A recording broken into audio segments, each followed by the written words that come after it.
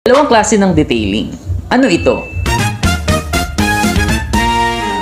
Ang dalawang klase ng detailing ay ang interior detailing at exterior detailing. Interior detailing. Dito ay inaayos at pinapaganda ang loob ng sasakyan. Mga upuan, sahig, dashboard, air vent, mga salamin, nililinis din ng trunk at nilalagyan din ito ng deodorizer. Ang exterior detailing naman ay pag-aayos ng labas ng sasakyan. Paglilinis at pag-aalis ng dumi, pag-wax at pagpapalish, pagpapaganda ng pintura at pagsasaayos ng mga gulong at mags. Pag-aalaga sa black trim at metal parts, paglilinis at pagsasaayos ng iba pang exterior surfaces.